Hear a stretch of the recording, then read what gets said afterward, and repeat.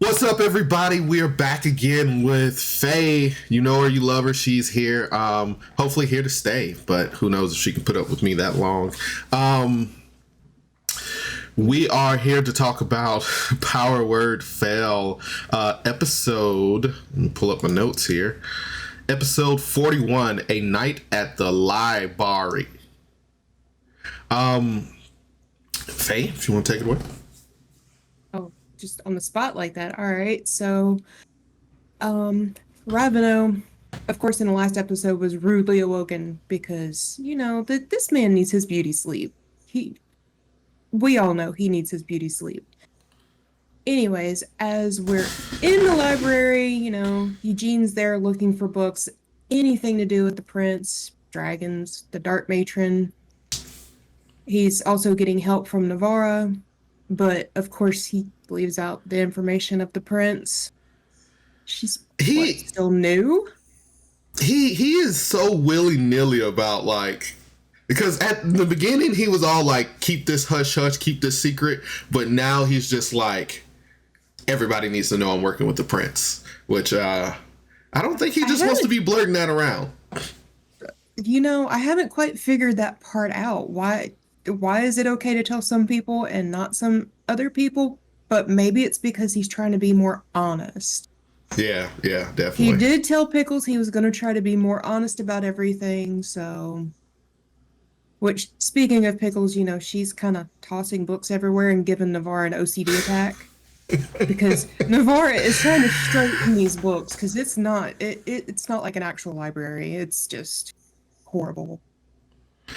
I didn't realize that Navarra was like OCD about cleaning until this episode, and I was just like, oh, she thoroughly enjoys clean. She's like, and I think that's another reason why her and Ambrose get along so well, because Ambrose is like, hey, can you guys clean up behind yourself? And he's always cleaning, and Navarra has a thing. Can you wash your cups, please?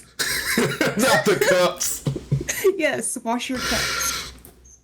But Miraz, or Eugene, does actually find a book about the prince, finds out about him being a demigod, but also finding out that the prince might not have been the one that sundered Evangeline's soul, and everyone has to be willing to. Yeah, I really don't think it was him. I think it was something else. Well, I mean, okay. Let's go. They had to get Navarre to fix the prince's soul after Zeus did whatever he did. So, but I mean, Zeus didn't kill Evangeline, a monster. Well, but it's a decay monster. It was maybe a monster made from. Yeah, it was something he made, but did that really, is that considered him doing it? Yeah. So, I mean, I was just a little confused about that because, like, the prince was like, oh, now there was a possibility that the prince didn't do this. So, I don't know. That just kind of threw me off a little bit. So, go ahead. Yeah, it's still throwing me off. So, anyways, Eugene does find out some information about the Dark Matron. She's unkillable in our world. So, if it was believed that she was killed in our world, maybe she wasn't. She wasn't. She was actually just sent back to her plane of existence, which is the Blackwood. Yeah. And apparently, according to the lore in those books, everything that's in the Blackwood prefers just to stay there. She just keeps coming back. Which makes me wonder if there's people summoning her. Yeah. Because, I mean, that was another thing. Because humans are horrible. Because Pharaoh was just like, I mean, dragons are gonna dragon. But Pharaoh was like, hey, I just want to go. I just want to go home. I've been trapped here for like however long. And then the Dark Matron, we got a little bit of the same from her. Because she was just like, hey, just set me free so I can leave. I can't promise that I'm not going to kill everybody. But I just want to go home. I disagree with that. I don't think she just wanted to go home. I think she was going to wreak havoc. But that's because me personally, I have a thing with hags. I don't like hags. I'm calling her a hag, even though we don't know. Look, my Strahd game, we have hags, and my cleric and rogue have actually tortured one. Let's just leave it at that. Oh my God! Not the cleric. Yes, my cleric was. I think Katie says in this episode that she's playing a Strahd campaign too. Yeah, she does. She mentions it. I actually have that in here somewhere. But yeah, my cleric saw a hag stealing a child, so no, she tortured this hag. Okay. All right. Anyways, Ferric reminds Murat or Eugene not to just search for the prince, but to look for Halazar. Says his name specifically. The best part about the scene is that Eugene actually is in a scary part of the book, and it makes him jump because Ferric speaks in his mind. And of course, Ferric's an owl, and he just peeks his head through. I'm sorry, that would have scared me too. I can only imagine what that looks like. Yeah, we've seen owl memes. We know what it looks like. Anyways, Ravenel asks Eugene why he made a deal with the prince. And he's doing the honest thing again. He says that he was doing it to try to save Evangeline. He thought he could help, or he thought the prince could help. Or maybe also subconsciously, he thought he could figure out how to save her himself. At least that's what I think. I mean, yeah, to each his own. I mean, but if it was a plan to save. Look, I have a soft spot for Eugene, okay? I just want to give this boy the biggest hug. He is so misunderstood, and I'm not going to lead into that because that's actually in the next episode. I know it's in the next episode because I saw the name of it, so. Okay, continue. All right, so Ravenel tells Eugene that the Order might be able to help him with the whole, Prince deal, which kind of gets Eugene gets a little excited about it, but then, of course, he also gets distracted because Ravenel is this beautiful person. And again, we know how he is. Don't make that face at me. Continue. All right, so we switch to Adalia. Adalia has, she's, I don't want to say sheltered, but she's been sheltered, but she's also still, semi-new-ish because of how she was born. Yeah. But she kind of looks lost in the library. She's never really dealt with books, or not that many books. So instead of looking through them, she casts locate to try to find which is actually pretty smart. Honestly, I wish I could do that in real life. Dewey Decimal System who? Yes. I mean, I wish I could just cast locate in real life on things like when I'm at work. Like, what did I do with, the napkins I just set down? But she tries to find anything about the hero's light. Nothing turns up. And then she gets the idea, what about the Rock of Bristol? It doesn't really yield anything, but Cody decides to ask her to roll for it.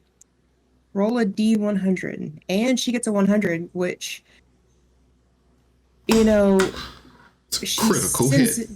Yeah, she senses something. I think he just had to give that to her. Kind of don't blame him. She senses something, and then it leaves her what was it, like 100-yard radius? It was 1,000 feet away. It was at the edge 1,000. Of locate. Okay, that's what it was. But it like flittered in and then it flittered out. Yeah, but she goes after it. She gets this. It is a piece of paper with an extremely ripped man that says the Rock of Bristol, one night only. I picture this piece of paper with just Dwayne "The Rock" Johnson on it, just like flexing, just like you found the Rock of Bristol. You know what? That is now canon. That is what he looks like, except because they said he has long flowing hair. So Dwayne "The Rock" Johnson with long hair. I'm gonna Photoshop something. Oh God. Anyway, she finds it. And it says he's a street fighter. And then she shows it to Ferric. And she said, Ferric, does this man not look like he could be a stripper? And that's where this derails, because Ferric then grabs Adalia and asks her if she wants to bail on these nerds and go to a strip club, because she's never been to a strip club. You know, it is the library. They are drinking. So he's already a little buzzed.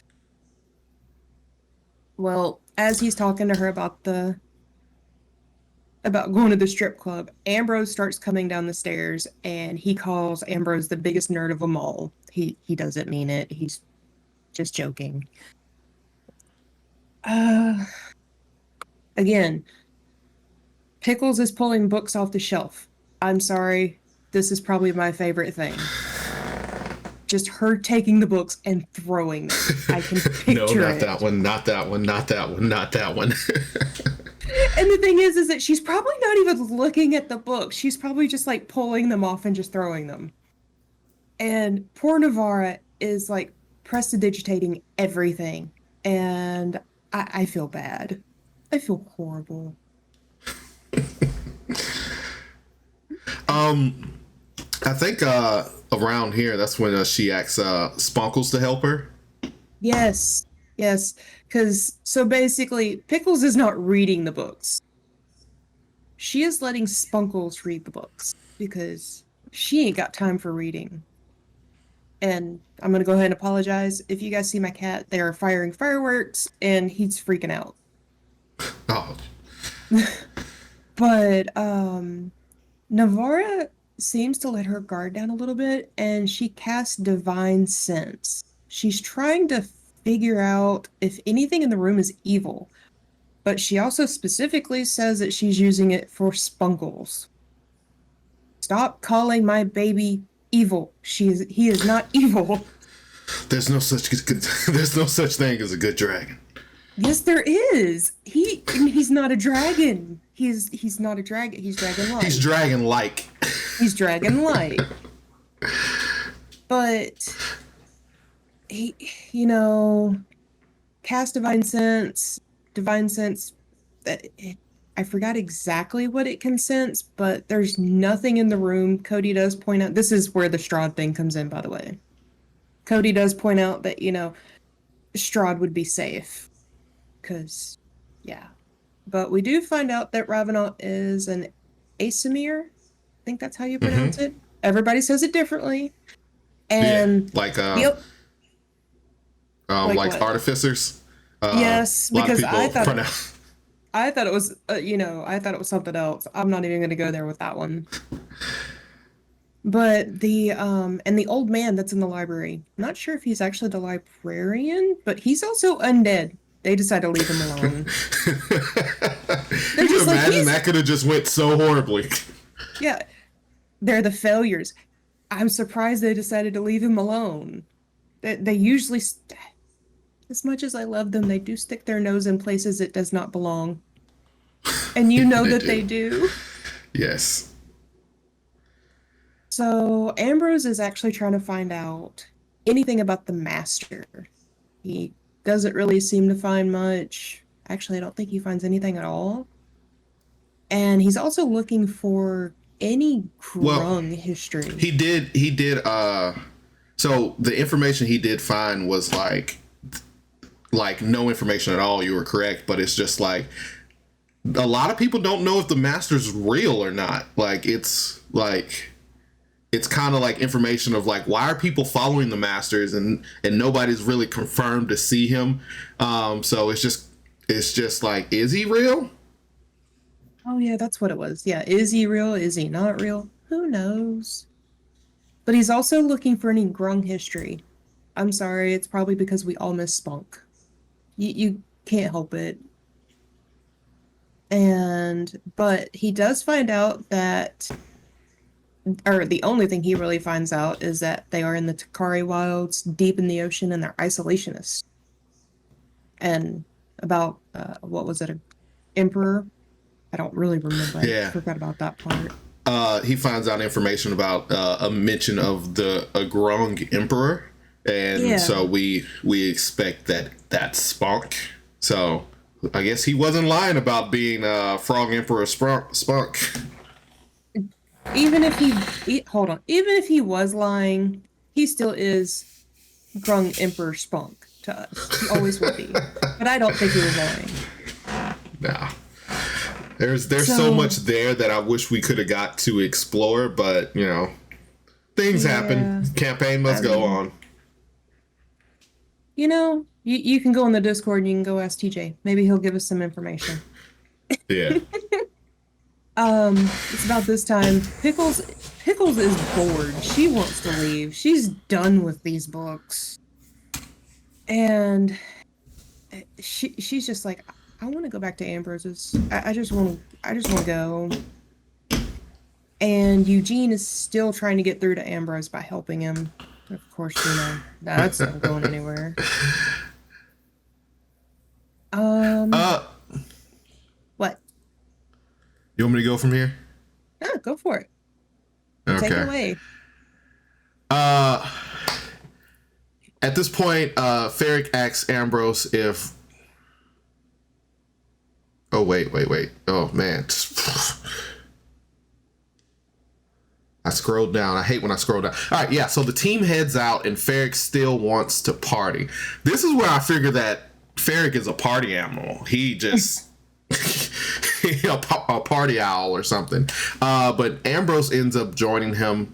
Ambrose is like, yeah, I can still drink. Let's go to the copper bar or whatever and try to, get as drunk as possible. That is called hysteria. Ambrose takes Ferric to this club called Club Hysteria, all caps. Ferric is suspicious about Navarra as they talk on the way. He's kind of wondering why her spell didn't work or why was it like that. He's just like, new person. She cast a spell. Are we supposed to trust her? But Ambrose ends up blaming it on the prince. He's like, just the prince. The prince is like Fairly Odd Parents, Timmy's dad, Dinkelberg in this one right now. Ambrose is going to be like the prince. Wow, that connection. Ferric ends up asking Ambrose if he likes Rabinoff, and this is where we find out that Ambrose doesn't like boys. Boys. Are you saying it that way because of me? I'm sorry. I mean, since you had to call that out that one episode that I shipped them, and I still do. I am sorry. I will still ship them. Ambrose and Ferric get pretty messed up at this club. They spend about 50 gold at a copper bar. So they end up seeing Dagger, and he comes over and he talks to them for a bit, and he has a few drinks. Then he ends with like, hey, if my sister dies again, you guys are going to die. And that's just no ifs, ands, buts about it. So at least this is a little confirmation that Pickle's brother cares about her. Yeah, we know at least one cares about her. Right? Which I think she has like 10 more. She has a lot. Yeah. Ferric wants to kiss Adalia, but he only has a beak. He can't kiss anybody when you don't have lips, Would he look funny with lips? I don't know. I'm not sure I want to see that. You want to see an owl man with lips?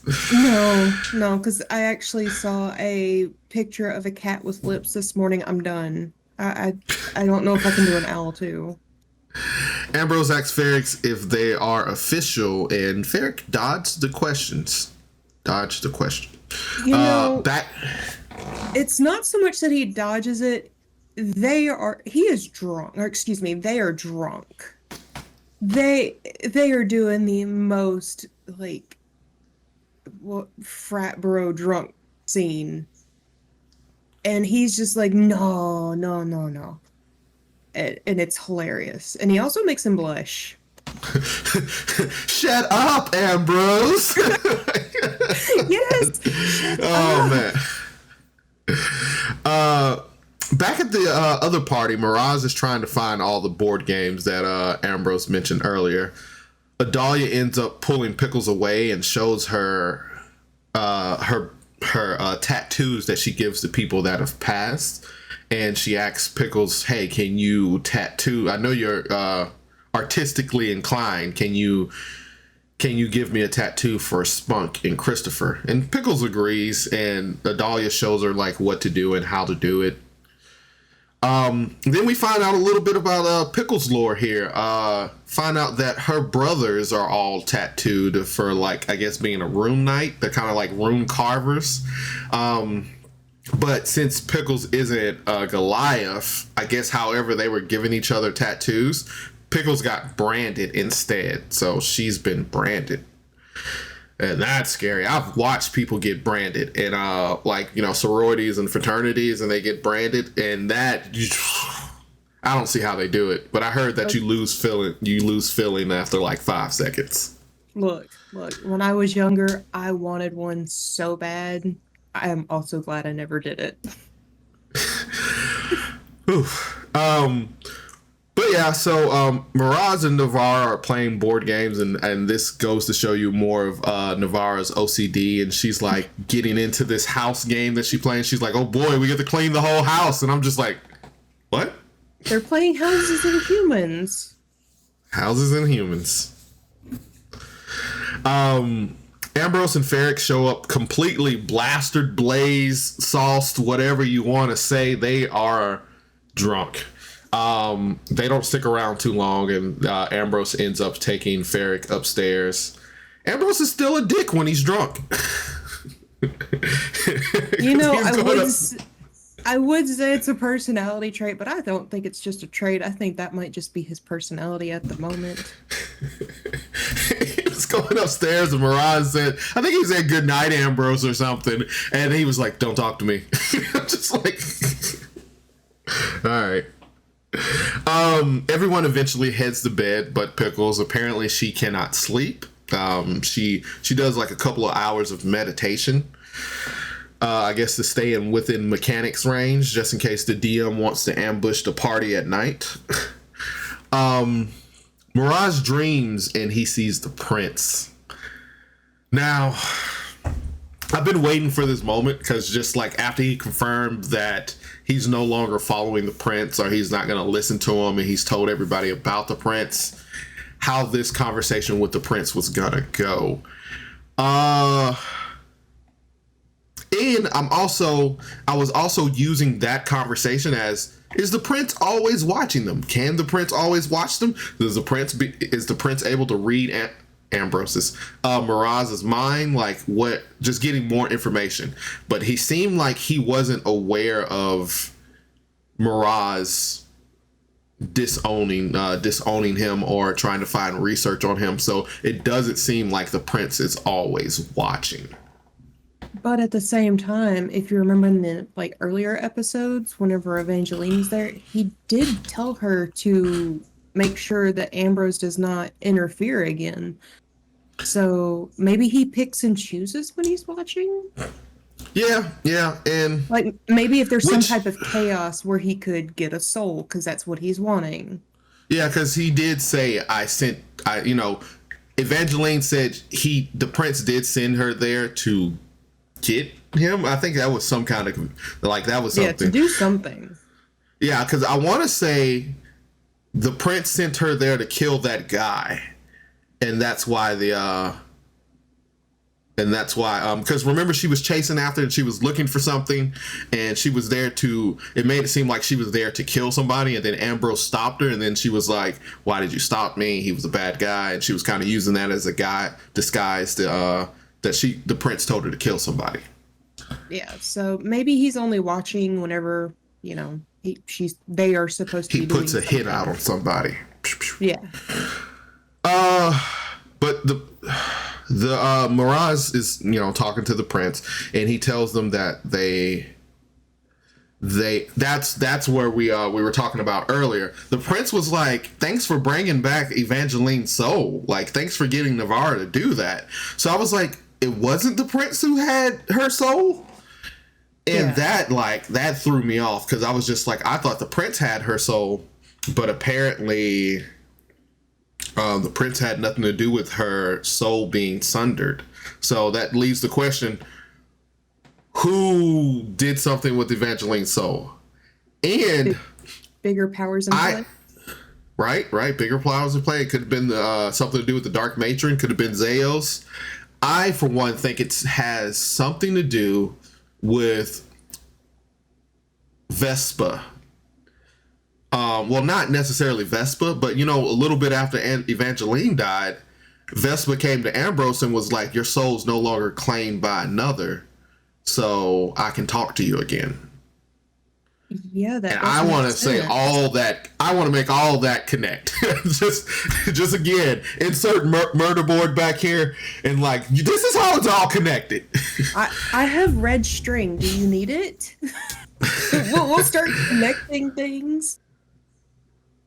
But the prince offers Miraz a deal if Miraz brings the prince an undisclosed number of souls, he will give him Evangeline's soul.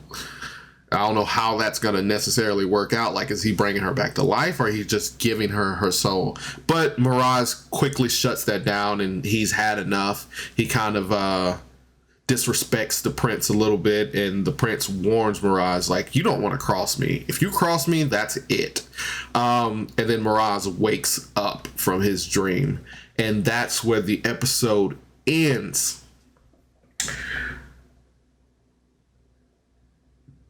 You go first. Do you have what was your overall feeling of this episode? How did you like this episode? Okay, so for one, I know there's no combat. That is something that you enjoy. Combat's kind of least for me, but it's because of the campaign I'm in. I enjoy the roleplay. I enjoyed the character building, the scene with Adalia and Pickles and the tattoos. That is a huge character bonding thing, because other than Eugene at the moment, Pickles is, and Spunkles, Pickles has lost the one that she was closest to, which was Spunk. Her and Spunk got along like two peas in a pod. So to see her getting along with Adalia and character building, it's amazing. But that aside, the rest of the episode, I really love it. Like, it's a lot of lore building. The club scene is hilarious. I was waiting for there to be more trouble there. Yeah, I agree. But, the stuff with the soul and it being sundered and the prince, I'm starting to wonder if maybe the prince and the Dark Matron aren't connected in some way. I just started thinking about that. I don't know why. He could be the one who's summoning her. Maybe. And somebody trapped her, and he doesn't have. Maybe it's a soul situation. Maybe that's why he's collecting souls to feed to the dark. Anyway, we're not going to do this. We're not going to go down that rabbit hole. Red string. I really enjoyed this episode. We learned. I love any callback to Spunk. We do have a little bit of lore. We actually have a lot of lore there. We find out more about the Rock of Bristol again. Dwayne the Rock Johnson. Miraz and the Prince situation. We get the scene with the boys at the club. Like, that was a really fun scene.